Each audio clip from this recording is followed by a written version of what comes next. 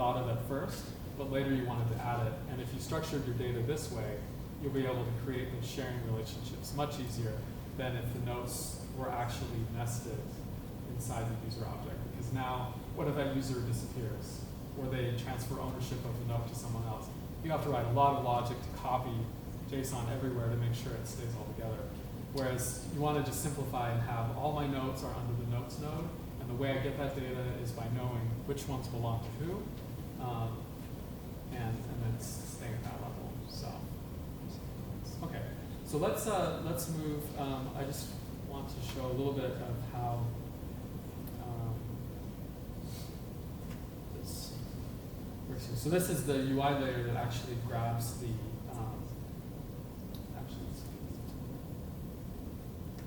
So this presenter class is basically responsible for getting the notes back.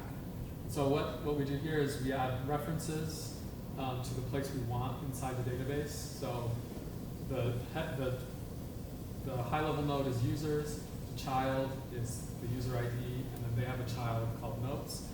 And then when we ask for that, there's different levels of observing. So this is where the real-time part kicks in. So when you look at this method here, we have observe. So this observe is for a single, well, observe here, I'm sorry, I misspoke. Observe here is actually listening for any changes that happen.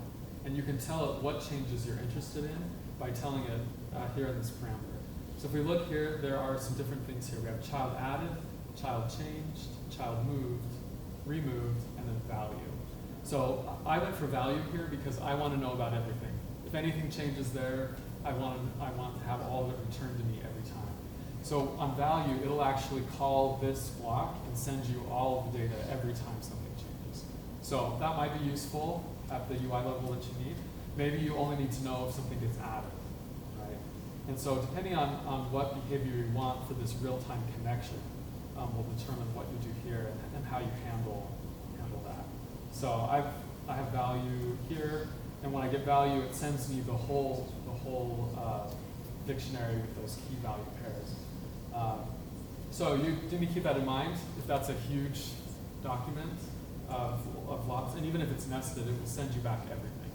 So that's one thing about the real-time database, that the more nested you get, if I asked for the notes node at this level, I'd get back every note that's ever been saved in my app.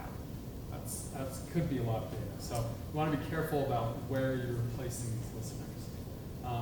So we get that data back again. It's access it with this value property, and you cast it to be the type of dictionary you expect. Here I know it's going to be strings, so I can go ahead and type that, and then create that in the UI.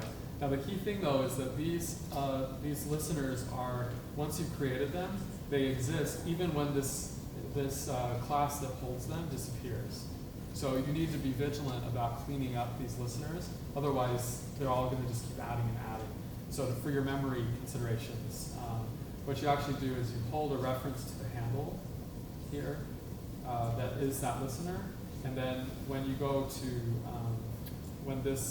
I've got it tagged here in my deinit. So also make sure you don't have retain cycles, otherwise this won't ever get called and you'll end up speaking from experience and many debugging. Make sure that this gets called so that you can actually purge the listener.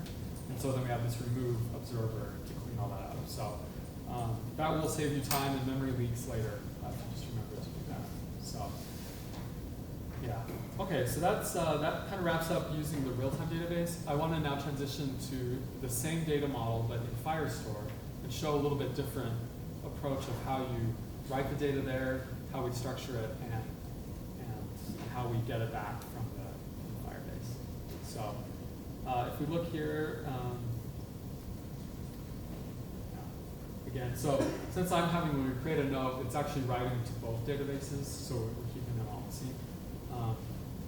But we're doing the same thing here when we add a node. It will go in and register the node, and create this the same way. But now what we want to do is compare that sort of thing. So here, real-time database, we have all the notes are being stored here on this user record to be retrieved later. Now, if we jump over to the Firestore version of this, So let's say maybe your app does have things that just belong to a user, right? So that's kind of how I've structured this differently to illustrate. So we have the same thing, our users with their UI, their identifier, their information. So in the Firestore, the way it works is it has this concept of collections and documents. And so the base level, the root of your database is a collection. And so a collection just holds one or more documents. And so this document here is one user, and then that document can have key value pairs, or it can also have its own collection of items. And so what I've done here is I've actually stored the complete data from the note actually under the user. So this would be a case where you wanted to maybe have content that only belongs to that user, rather than storing it in this other place where all the content is stored. We just want it under this user. And so what ends up happening here is the differences are mostly manifest in how you access this data. So let me jump back into the code here where we've fetched that. So I'm going to switch over to my other presenter that has a similar structure. The handle for the listening is a different type. So that's one thing to note. But now what we do is, instead of using just child nodes to get there, we have a collection of users, we have a document that's keyed by the user ID, and then we have a collection, which is the node's name. And now we add the snapshot listener. And what's really great about this is that this will send you back each thing in a set of documents. So I've done this to create the notes there and pull it in. So what's nice about this is then it already knows what notes belong to the user. I don't have to go and ask the user record, what are my notes? It's connected through this collection level. But what's really neat is inside of this snapshot, you can actually look at the different types of event that would trigger this. So for example, just to demonstrate this, you can also look at, on the snapshot, you have this thing called document changes, right? So if I'm just going to do,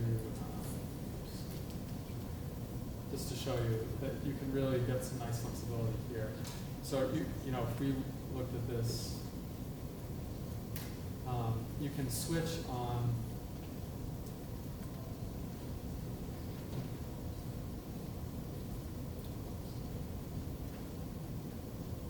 so you get these nice things, this type here. And so you get all the different cases. You have added, modified, and removed. So the nice thing is all this is happening. I only have to add one snapshot listener. If we were doing this in the Realtime Database, I'd have to add a listener for child added, child removed, child modified.